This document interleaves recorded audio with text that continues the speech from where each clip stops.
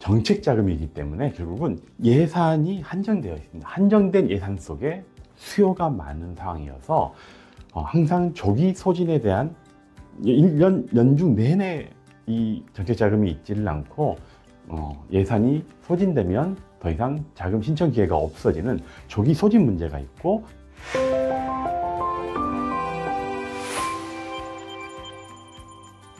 안녕하십니까, 시선파트너스 김 대표입니다. 오늘은 2025년 정책자금 어떻게 활용할 것인가에 대해서 안내해 드리도록 하겠습니다. 영상 시작하기 전에 좋아요, 구독, 알람 눌러주시면 영상 제작에 큰 힘이 됩니다. 사실 요즘 아시겠지만 굉장히 어수선한 사회 분위기 속에 경기 침체, 또 경기도 너무나 안 좋은 상황이어서 특히 이렇게 경기 침체가 길어질수록 우리 중소기업은 필요한 자금에 대한 수요가 계속 늘어나고 급증하게 됩니다. 그렇게 자금 수요가 급증하고 있지만 사실 중소기업의 자금을 확보할 수 있는 주요 수단인 은행에서는 오히려 이렇게 경기 침체가 안 좋을 때, 비가 많이 올 때 오히려 우산을 뺏어가는 행태를 보이고 있는 상황이어서 중소기업이 자금 확보에 굉장히 어려운 시절이기도 합니다. 사실 이렇게 어려운 경기에 중소기업의 경쟁력은 자금의 유동성을 어떻게 많이 잘 확보하느냐에 따라서 중소기업의 경쟁력이 갈리기도 합니다. 그래서 이를 실현하기 위한 가장 합리적인 접근은 바로 다양한 자금, 기업 대출과 관련된 다양한 자금에 대한 이해를 기초로 자금 전략을 잘 세우는 것에 있다고 할 것입니다. 우리 기업이 자금 확보하는 수단이 쭉 여러 가지가 있는데요. 이렇게 오른쪽에 시중은행들, 일반 시중은행이 있고요. 이렇게 왼쪽에, 여러분이 보시는 왼쪽에 보면 소상공인진흥공단, 중소벤처기업진흥공단, 신용보증재단, 기술보증기금, 신용보증기금, 이렇게 박스 쳐진 이 기관들이 바로 소위 말하는 정책자금을 취급하는 기관입니다. 오늘은 그 중에서도 소상공인시장진흥공단 그리고 중소벤처기업진흥공단의 자금 계획 공고에 대해서 핵심적인 사항들을 안내해 드리도록 하겠습니다. 이 정책자금은 연초에 관심을 가져야 되는데요. 연초에 관심을 가져야 하는 이유가 뭐냐면, 정책자금이기 때문에 결국은 예산이 한정되어 있습니다. 한정된 예산 속에 수요가 많은 상황이어서 항상 조기 소진에 대한 1년 연중 내내 이 정책자금이 있지를 않고 예산이 소진되면 더 이상 자금 신청 기회가 없어지는 조기 소진 문제가 있고, 더더욱 이렇게 많은 자금 수요 기업들을 평가하는 정책적 요소를 감안해야 되는 심사 기준까지도 같이 맞춰야 되기 때문입니다. 예산 부분에 놓고 보면 사실 이렇게 경기가 어렵고 상황이 안 좋아지면 예산이 늘어나야 되는데, 오히려 2024년 작년도의 정책자금 예산, 중진공, 소진공에 배정된 정책자금 예산 8.7조에서 올해는 오히려 8.4조로 줄어든 상태입니다. 이를 단적으로 증명하는데, 2025년에 첫 번째 1월달 첫 번째 정책자금 접수가 1월 초에 진행됐는데요. 그 중에서 소상공인 정책자금의 직접 대출 접수 일정이 2025년 1월 6일부터 1월 10일까지 이 사이에 접수하도록 접수 기한이 있었습니다. 그런데 1월 6일 첫날 오전 10시에 바로 접수 시작한 이후로 딱 1시간 지난 다음에 제가 캡처한 건데요. 1시간 지나서 혁신성장촉진자금이라고 벌써 주요한 직접 대출 관련된 자금이 벌써 예산 소진으로 마감되었습니다. 1월달 예산 소진, 1월에 배정된 예산 소진이 마감되는 상황이었습니다. 1시간 만에. 그리고 단 하루 만에 3가지 자금이 마감되어 있는 상황입니다. 이렇게 자금의 한정, 예산의 한정, 그리고 수요는 많은 상황, 이게 겹친 상황에서 1년 내내 정책자금이 있지를 않다. 그래서 연초에 신청하실 수 있을 때 연초에 꼭 관심을 가져서 신청을 하시길 바랍니다. 그렇다면 이제 우리 정책자금의 종류나 우리 자금의 종류에 대해서 어떤 자금 우리 기업에 적합한 자금인지에 대해서 판단을 하는 기준을 저희가 크게는 용도, 자금의 용도에 따라서 운전 자금이냐, 시설 자금이냐로 우선 나눌 수가 있을 거고요. 그리고 담보 제공 여부에 따라서 신용만을 기반으로 제공하는 자금이냐, 담보를 기반으로 한 담보의 제공 여부에 따라서 결정되는 자금이냐로 구분할 수가 있을 겁니다. 이 중에서 사실 많은 중소기업, 우리 중소기업의 경우는 이 오른쪽에 신용을 기반으로 하는 운전자금이 우리 기업들이 받기를 원하는 자금, 확보하기 원하는 자금의 종류입니다. 그렇지만 이 자금을 지원하는 기관이나 은행 쪽에서는 이렇게 담보가 어느 정도 반영이 되는 담보 제공이 가능한 시설 자금과 담보 제공이 가능한 운전자금 쪽에 포커싱이 맞춰져 있습니다. 이러다 보니 결국은 우리 기업이 숫자적으로 많은 기업이 필요한 분야인 신용 기반의 운전 자금의 경우는 결국 수요는 많지만 예산이 부족한, 작은 예산이 배정될 수밖에 없는 그런 구조에 있다라고 보시면 됩니다. 그러면 본격적으로 소진공, 올해 소상공인진흥공단의 사업별 정책자금 융자 계획에 대해서 간단하게 요약한 표를 보여드리도록 하겠습니다. 일단 정책자금은 소진공이든 중진공이든 직접 대출과 대리 대출로 나뉘게 됩니다.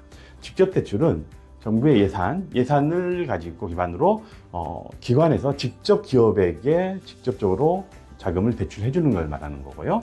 대리 대출은 우리 기업이 은행의 승인을 받아오거나 또는 보증기관에서 보증서를 확보한다는 전제하에 그걸 기반으로 확보를 한 걸 증명을 하면 기관에서 그 자금 대출금에 대해서 이자를 지원한다든가 하는 형태로 대신 대리대출, 그거를 대리대출이라고 하는데, 그럼 그렇다 보니까 우리 기업이 실제로 필요한 건 은행에서는 일반 신용 기반의 운전자금을 쉽게 대출해 주지 않기 때문에 우리 일반적인 기업들은 이 대리대출은 그렇게 큰 의미가 없습니다. 그래서 우리 일반적인 기업들은 직접 대출에 정책자금을 특히 관심을 갖고 바라보셔야 합니다. 소진공의 직접 대출의 항목은 크게 4가지로 나눠져 있는데요. 이 중에서 사실 혁신성장 촉진자금을 제외하고는 그렇게 큰 의미 있는, 일반적인 기업이 지원하기 어려운 나머지 3가지 자금은 특정한 조건을 채워야 되고 맞춰야 되고 승인을 받은 상태여야 되기 때문에 일반적인 기업들이 지원하기 어려운 자금이어서 혁신성장 촉진자금에 소상공인진흥공단 자금은 포커싱을 맞추셔야 합니다. 이 혁신성장 촉진자금의 세부 공고 내용을 확인해 보면요. 일단은 어떤 기업이 대상인지를, 우리 기업이 대상인지를 확인해 볼 때 첫 번째는 혁신형인지 일반형인지를 구분하고요. 혁신형과 일반형의 차이는 지원 자금의 한도에 따라 달라집니다. 혁신형은 운전자금 같은 경우는 2억 원까지 한도가 되고요. 일반형은 1억 원까지입니다. 이 중에 혁신형이 대상되는 대상 기업은 어떤 기업이냐면 수출, 최근 1년 이내에 수출액이 직전 연도 연간 매출액의 10% 이상인 소상공인, 수출 실적이 매출액의 10% 이상인 기업이거나 2년 연속 매출액이 직전 연도 대비 10% 이상씩 계속 성장한 기업, 2년 연속 10% 이상 성장한 기업이거나 스마트 공장, 스마트 팩토리를 도입한 기업이거나 강한 소상공인 로컬 크리에이터 승인을 인증을 받은 기업이거나, 여기에 또 하나가 소상공인 졸업 후보 기업인데요. 올해 소상공인 자금, 혁신성장 촉진 자금에 좀 관심 가지셔야 될 것 중에 하나가 이 소상공인 졸업 후보 기업인데, 원래는 2024년도에는 이 기준이 없었고요. 2024년도에는 대신 여기에 온라인 판매 업체의 판매 실적을 보유한 업체가 대상이었었는데, 올해는 온라인 판매 실적 업체가 빠지고 소상공인 졸업 후보 기업이라는 업체가 기준이 새로 들어왔습니다. 이게 예시를 들면 어떤 경우냐면, 평균 매출액이 소기업 매출 기준에, 그러니까 우리 업종별 소기업 매출 기준에 제조업 따라 다르고 업종에 따라 다릅니다. 소기업 매출 기준에 30% 이상이면서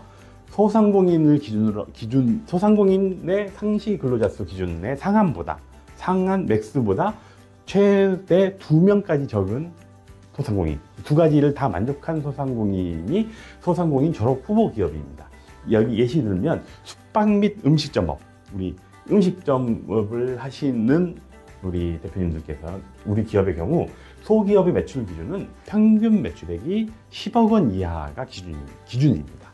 상한이. 그리고 상시 근로자 수가 5명 미만이어야 됩니다. 그러다 보니까 숙박 및 음식점업이 소상공인 졸업 후보 기업이 되려면 평균 매출액이 3억 원 이상부터 10억 원 이하 이 사이이면서 상시 근로자 수가 3명 이상이고 5명 미만인 경우를 바로 소상공인 졸업 후보 기업입니다. 우리 기업이 이 상황에 해당되는지 다시 말씀드려서 수출 소상공인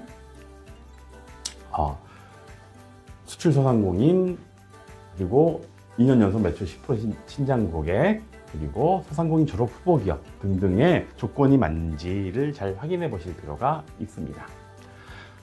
여기 이 표가 이제 업종별로 소상공인 소기업 매출액 기준입니다. 우리 기업의 매출액 기준이 어떻게 되는지 이 매출액 기준 같은 경우는 담당하신 세무사를 통해서 확인하시면 정확하게 확인하실 수 있으니까요. 우리 기업이 해당되는지는 담당 세무사를 통해서 한번 기준을 확인해 보시기 바랍니다. 다시 요약해서 말씀드리면 소상공인 정책자금 신청이 유효한 기업의 분류입니다. 우리 기업이 이 4가지 중에 분류 중에 어디에 해당되는지 확인하셔서 해당이 된다면 빠른 시간 내에 신청을 해보시기 바랍니다.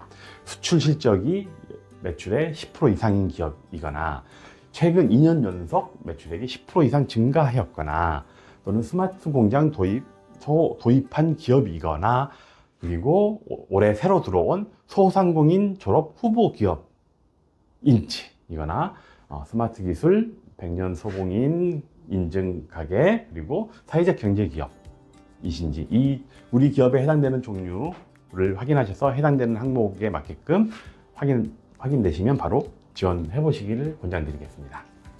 다음은 중진공입니다. 중진공의 사업들 올해 정책자금 융자 계획인데요. 우리 기업의 정책자금 관심은 이 시설자금도 있지만 시설자금보다 운전자금에 포커싱 맞춰서 설명드리겠습니다. 운전자금의 경우는 크게 업력 7년을 기준으로 7년 미만 기업과 7년 이상 된 기업을 나누는데요. 7년 미만 기업이 신청할 수 있는 기업이 창업 기반 지원 자금입니다. 7년 미만의 모든 업종에 해당되는 기업이 대상이고요. 그 다음에 7년 이상, 사실 이 7년 미만 창업 기반 지원 자금이 중진공 자금의 예산 중에서도 이제 가장 많이 배정되어 있다라고 보시면 됩니다. 그래서 7년 미만 기업들은 관심 가지실 필요가 있고요. 7년 이상 된 기업이 지원할 수 있는 자금은 혁신성장 지원 자금이라고 있습니다. 혁신성장 지원 자금은 운전자금을 지원을 하긴 하는데 이 혁신성장 지원 자금은 시설 자금을 신청한 기업에 한해서 초기 운전할 수 있는 운전자금을 지원해주는 자금이 혁신성장 지원 자금이어서 사실 운전자금은 단독으로 신청하기 어려운 자금인데요.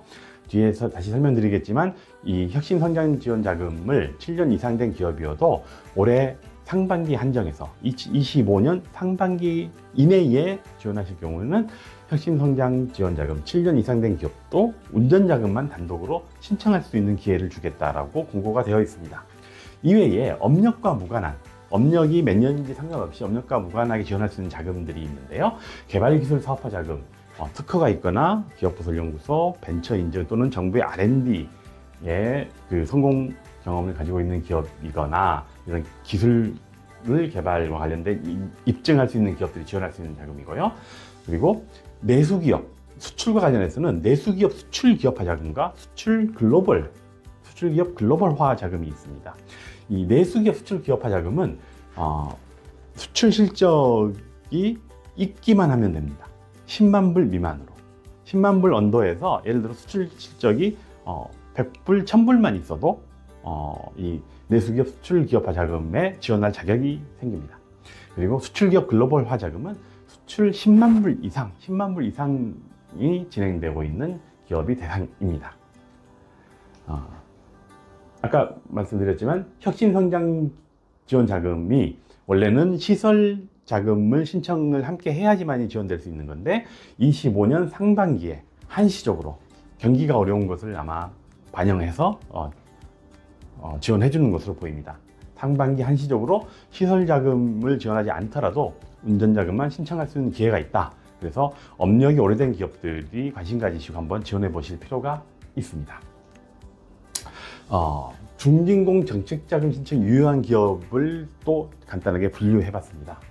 우리 기업이 여기 해당되는지를 확인해 보시고, 가장 첫 번째 먼저 보셔야 될 게 중진공 정책자금 같은 경우는 선착순으로 접수하지 않고 기간을 정해서 전수 접수를 받은 다음에 예산 한도에 맞춰서 정책 우선도로 평가를 해서 자금 지원 여부를 결정을 합니다. 이 정책 우선도의 첫 번째는 이 혁신 성장 분야라고 지정된 분야이거나 그걸 1순위를 하고 있고요. 그 다음으로 중요한 우선순위가 바로 중진공 정책자금을 한 번도 안 쓰고 이번에 처음 써보는 기업에 우선순위를 두겠다라고 정책 우선도를 두고 있습니다. 그래서 지금껏 정책자금, 중진공 자금을 한 번도 안 써본 기업은 이번 기회에 꼭 신청을 해보시기를 권장드리겠습니다. 그리고 업력이 7년 미만 기업인 경우도 가능성이 높으니까 여기도 업력 7년 미만 기업이면서 최초 신청 기업이면 그 가능성이 많이 올라갈 것으로 보입니다. 그리고 업력 7년 이상 기업의 경우에도 25년 상반기 한정에서는 운전자금만 별도 신청 가능하기 때문에 7년 이상 된 오래된 기업들도 관심 가지시고 적극적으로 지원해 보시기를 권장드리겠습니다. 그 외에 개발기술사업화자금, 그리고 수출 실적을 보유한 기업, 우리 기업이 어디에 해당되는지, 해당된다면 연초에 빠른 시간 내에 지원해 보시기를 다시 한번 강조드립니다. 이런 이제 정책자금 그럼 뭐 아무 때나 신청하느냐, 그건 아니고요. 우리 오늘 살펴본 소상공인진흥공단, 중소벤처기업진흥공단 자금은 접수 시기를 지정을 합니다. 올해 중소벤처기업진흥공단의 경우는 매월 첫 주 월 초에 신청을 받겠다라고 공고가 되어 있고요.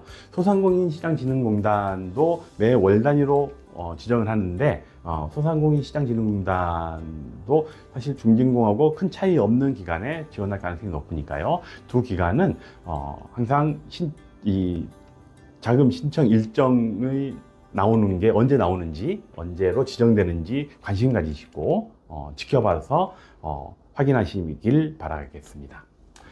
그리고 나머지 신용보증재단이나 기술보증기금, 신용보증기금은 연중 상시 지원이 가능하지만 예산의 한도 내에서 지원 가능하니까요.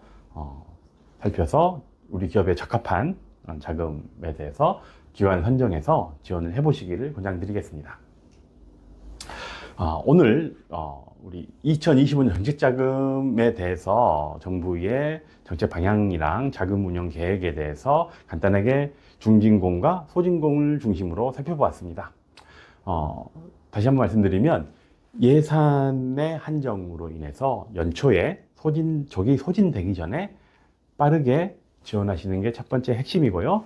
그리고 우리 기업이 어느 자금에 어느 기관에 어떤 자금이 적합한지 빨리 판단하셔서 해당되는 자격 조건에 맞는 자금을 정확하게 선정해서 지원하시는 게 중요할 것 같습니다. 관련해서 추가적인 질문이랑 궁금하신 사항들이 있으시면 댓글로 남겨주시거나 아래 영상 정보에 나와 있는 시선파트너스 연락처로 문의 주시면 자세하게 안내해 드리도록 하겠습니다. 오늘 시청해 주셔서 감사드립니다.